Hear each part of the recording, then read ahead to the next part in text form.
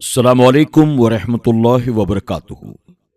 میرے پیارے آقا علیہ الصلوۃ والتسلیم کے پیارے دیوانوں، خاتون جنت حضرت فاطمۃ الزہرا رضی اللہ تعالی عنہا کی کنیزوں، گلدستہ سیرت النبی صلی اللہ علیہ وسلم کے 29ویں درس میں آپ تمام کا استقبال ہے۔ کل کے درس میں ہم نے انبیاء علیہ السلام کے علم غیب کے تعلق سے، ساتھ ہی انبیاء کی فضیلت، انبیاء کی تعداد، انبیاء کے درجات، انبیاء کی حیات کے تعلق سے بہت ساری باتیں سماعت کی، اور اسی کے ساتھ ہم نے اللہ کے پیارے محبوب صلی اللہ علیہ وسلم کی خصوصیات اور آپ کے کمالات کے تعلق سے بھی سماعت کیا۔ آج کے درس میں انشاءاللہ ہم اللہ کے پیارے محبوب صلی اللہ علیہ وسلم کے تعلق سے مزید کچھ باتیں سماعت کریں گے، جس میں بالخصوص اللہ کے پیارے محبوب صلی اللہ علیہ وسلم کی شفاعت اور آپ کے اختیارات کا ذکر ہوگا۔ آپ تمام سے گزارش ہے شروع سے لے کر آخر تک اس درس کو ضرور سنیں اور اپنے دوست احباب کے ساتھ شیئر کرنا نہ بھولیں۔ آئیے درس کا آغاز حسب معمول اللہ کے پیارے محبوب صلی اللہ علیہ وسلم کے درود و سلام سے کرتے ہیں۔ آپ تمام سے گزارش ہے کہ آپ بھی میرے ساتھ مل کر درود شریف پڑھنے کی کوشش کریں۔ الصلاۃ والسلام علیک یا رسول اللہ، الصلاۃ والسلام علیک یا حبیب اللہ، الصلاۃ والسلام علیک یا نبی اللہ، وعلی آلک واصحابک یا نور اللہ صلی اللہ تعالی علیہ وسلم۔ حضور صلی اللہ علیہ وسلم کی شفاعت۔ قیامت کے دن مرتبہ شفاعت کبریٰ حضور اکرم صلی اللہ علیہ وسلم کے خصائص سے ہے کہ جب تک حضور صلی اللہ علیہ وسلم فتح باب شفاعت نہ فرمائیں گے، کسی کی مجال شفاعت نہ ہوگی، بلکہ حقیقتاً جتنے شفاعت کرنے والے ہیں حضور صلی اللہ علیہ وسلم کے دربار میں شفاعت لائیں گے، اور اللہ تبارک و تعالیٰ کے حضور مخلوقات میں صرف حضور شفیع ہیں، اور یہ شفاعت کبریٰ مومن، کافر، مطیع، عاصی سب کے لیے ہے کہ وہ انتظار حساب جو سخت جاں ہوگا، جس کے لیے لوگ تمنائیں کریں کہ کاش جہنم میں پھینک دیے جاتے اور اس انتظار سے نجات پاتے، اس بلا سے چھٹکارا کفار کو بھی حضور کی بدولت ملے گا، جس پر اولین و آخرین، موافقین و مخالفین، مومنین و کافرین سب حضور صلی اللہ علیہ وسلم کی حمد کریں گے۔ اسی کا نام مقام محمود ہے۔ یہ بات ذہن نشین ہو کہ منصب شفاعت حضور صلی اللہ علیہ وسلم کو دیا جا چکا ہے۔ آپ خود ہی ارشاد فرماتے ہیں، اعطیت الشفاعت، مجھے مرتبہ شفاعت عطا کیا جا چکا ہے۔ حضور صلی اللہ علیہ وسلم کا اختیار۔ حضور اقدس صلی اللہ علیہ وسلم اللہ تبارک و تعالیٰ کے نائب مطلق ہیں۔ تمام جہان حضور صلی اللہ علیہ وسلم کے تحت تصرف کر دیا گیا ہے، جو چاہیں کریں، جسے جو چاہیں دیں، جس سے جو چاہیں واپس لے لیں۔ تمام جہان میں ان کے حکم کا پھیرنے والا کوئی نہیں، تمام جہان ان کا محکوم ہے، اور وہ اپنے رب کے سوا کسی کے محکوم نہیں۔ تمام آدمیوں کے مالک ہیں، جو انہیں اپنا مالک نہ مانے حلاوت ایمان سے محروم ہے۔ تمام زمین ان کی ملکیت ہے، تمام جنت ان کی جاگیر ہے۔ ملکوت السماوات والارض حضور صلی اللہ علیہ وسلم کے زیر فرمان جنت و نار کی کنجیاں دست اقدس میں دے دی گئیں۔ رزق و خیر اور ہر قسم کی عطائیں حضور ہی کے دربار سے تقسیم ہوتی ہیں۔ دنیا و آخرت حضور کی عطا کا ایک حصہ ہے۔ احکام شریعہ حضور کے قبضے میں کر دیے گئے ہیں، جس پر جو چاہیں حرام فرما دیں اور جس کے لیے جو چاہیں حلال کر دیں، اور جو فرض چاہیں معاف فرما دیں۔ بحر شریعت حصہ اول۔ ختم نبوت۔ اللہ تبارک و تعالیٰ نے قرآن مقدس میں ارشاد فرمایا، ما كان محمد أبا أحد من رجالكم ولكن رسول الله وخاتم النبيين وكان الله بكل شيء عليما۔ محمد تمہارے مردوں میں سے کسی کے باپ نہیں، ہاں اللہ کے رسول اور سب نبیوں میں پچھلے اور اللہ سب کچھ جانتا ہے۔ سورہ احزاب آیت نمبر 40۔ اس آیت میں اللہ تبارک و تعالیٰ نے اپنے محبوب مکرم صلی اللہ علیہ وسلم کا اسم گرامی لے کر فرمایا کہ محمد فدا ہو ابی و امی، اللہ تعالیٰ کے رسول ہیں اور خاتم النبیین ہیں، یعنی انبیاء کے سلسلے کو ختم کرنے والے ہیں۔ جب مولا کریم جو ہے اس نے فرمایا کہ محمد مصطفیٰ صلی اللہ علیہ وسلم نبیوں کو ختم کرنے والے آخری نبی ہیں، تو حضور صلی اللہ علیہ وسلم کے بعد جس نے کسی کو نبی مانا اس نے اللہ تعالیٰ کے اس ارشاد کی تکذیب کی، اور جو شخص اللہ تعالیٰ کے کسی ارشاد کو جھٹلاتا ہے وہ مسلمان نہیں رہ سکتا۔ اس لیے ساری امت محمدیہ صلی اللہ علیہ وسلم کا اس پر اتفاق ہے کہ حضور صلی اللہ علیہ وسلم خاتم النبیین ہیں، یعنی اللہ تبارک و تعالیٰ نے سلسلہ نبوت حضور صلی اللہ علیہ وسلم پر ختم کر دیا ہے۔ حضور کے زمانے میں یا بعد کوئی نیا نبی نہیں ہو سکتا۔ جو شخص حضور صلی اللہ علیہ وسلم کے زمانے میں یا حضور صلی اللہ علیہ وسلم کے بعد کسی کو نبوت ملنا مانے یا جائز جانے کافر ہے۔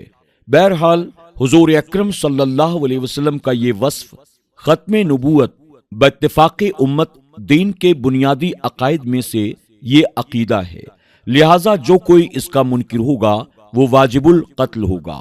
اس کی نظیر خلیفہ اول حضرت ابو بکر صدیق رضی اللہ تعالی عنہ نے قائم فرمائی کہ آپ نے مسلمہ کذاب اور اس کے ماننے والے مرتدین کا قتل عام کرایا تاکہ ہمیشہ ہمیشہ کے لیے ناموس رسالت محفوظ ہو جائے۔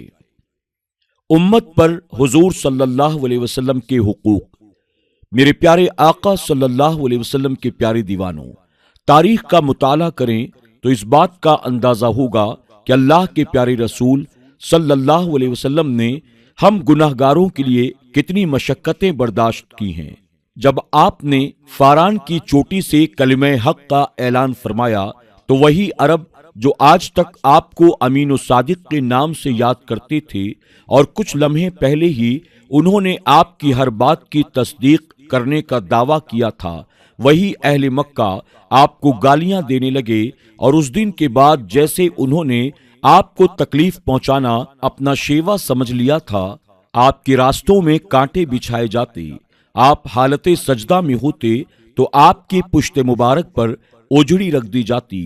طائف میں جب آپ نے دعوت حق پیش کیا تو آپ پر سنگباری کی گئی، جس سے آپ کے قدمائے مبارک لہو لہان ہو گئے، مگر سرکار دو عالم صلی اللہ علیہ وسلم نے ان سب مصیبتوں کو برداشت کرتے ہوئے اقوام عالم کو راہ حق کی دعوت پیش کرتے رہے، انہیں ایک معبود برحق کی عبادت کی طرف بلاتے رہے، انہیں دین حنیف، دین ابراہیم، دین اسلام کی پیروی کرنے کی تاکید کرتے رہے۔ آج ہمیں جو ایمان کی دولت میسر آئی، خدا کی معرفت حاصل ہوئی، معبود برحق کی عبادت کا سلیقہ ملا، راہ حق کا پتہ ملا، زندگی گزارنے کے قواعد و ضوابط ملے، قرآن ملا، قرآن کے احکام کو سمجھنے کا سلیقہ ملا، اللہ کے اوامر اور نواہی کا پتہ چلا، حلال و حرام کی تمیز سمجھ میں آئی، ہمیں آج جو زندگی ملی، لذت بندگی ملی، حتیٰ کہ ہماری ہر سانس پر سرکار دو عالم صلی اللہ علیہ وسلم کا احسان ہے، کیونکہ آپ ہی کے صدقے و طفیل دنیا و ما فیہا کی تخلیق ہوئی۔ جب اس قدر آپ کے ہم پر احسانات ہیں تو ہم امت پر بھی آپ کے کچھ حقوق ہوں گے۔ ان حقوق کو حضرت علامہ قاضی ایاز علیہ رحمہ نے شفا شریف میں بہت ہی مفصل طور پر بیان فرمایا۔ ہم مختصراً تحریر کر رہے ہیں۔ امت پر حضور صلی اللہ علیہ وسلم کے 8 حقوق ہیں۔ ایمان بالرسول، حضور رحمت عالم صلی اللہ علیہ وسلم کی نبوت و رسالت اور جو کچھ آپ اللہ تبارک و تعالیٰ کی طرف سے لائے ہیں ان تمام پر ایمان لانا اور دل سے انہیں سچا ماننا ہر امتی پر فرض عین ہے۔ رسول پر ایمان لائے بغیر کوئی شخص ہرگز مسلمان نہیں ہو سکتا۔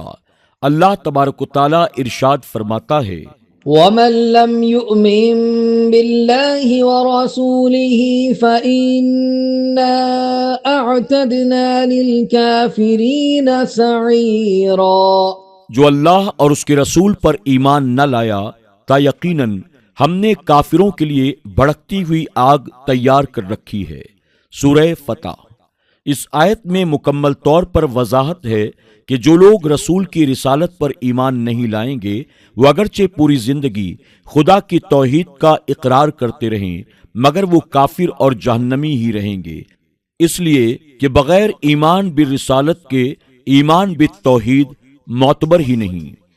اتباع سنت، حضور رحمت عالم صلی اللہ علیہ وسلم کی پیروی اور آپ کی سنتوں کو اپنانا ہر امتی کی ذمہ داری اور فریضہ ہے، کیونکہ سرکار رحمت عالم صلی اللہ علیہ وسلم کی سنتوں پر عمل دارین میں فلاح و نجات کا سبب ہے۔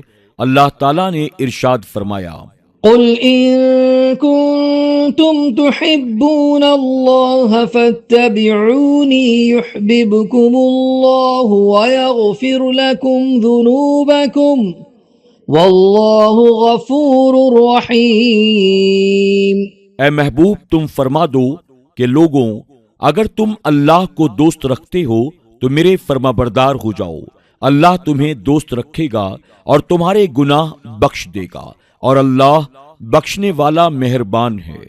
سورہ آل عمران آیت نمبر 31۔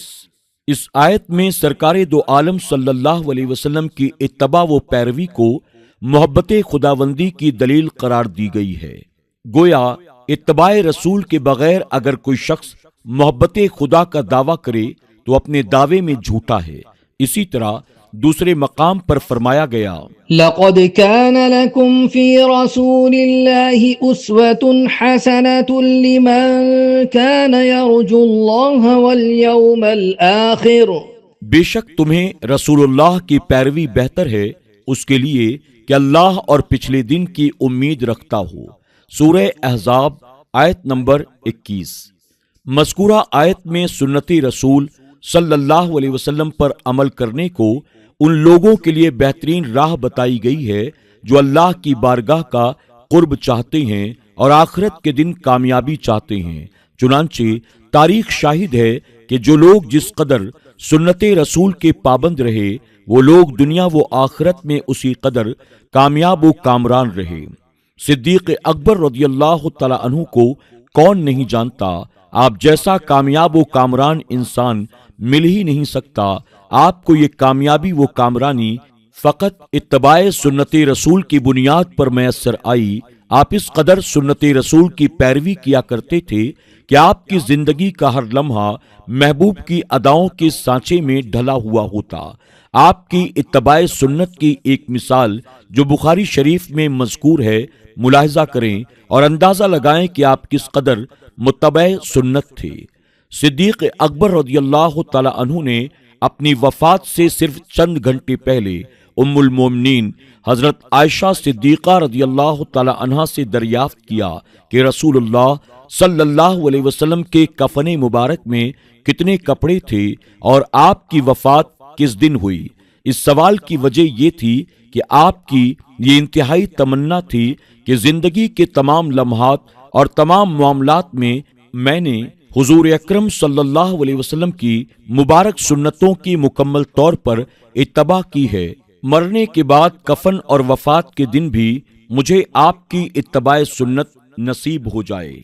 میرے پیارے آقا علیہ الصلوۃ والتسلیم کے پیارے دیوانوں، خاتون جنت حضرت فاطمہ الزہرا رضی اللہ تعالی عنہا کی کنیزوں، آج کے درس میں بس اتنا ہی۔ آپ تمام سے گزارش ہے کہ اس درس کو آپ خود بھی سنیں اور اپنے دوست احباب کے ساتھ شیئر کرنا نہ بھولیں۔ ساتھ ہی حضور اکرم صلی اللہ علیہ وسلم کی جن سنتوں کے تعلق سے ہم یہاں سن رہے ہیں ان سنتوں پر خود ضرور بے ضرور عمل پیرا ہونے کی کوشش کریں۔ اللہ تبارک تعالی ہمیں آپ کو سب کو عمل کی توفیق عطا فرمائے۔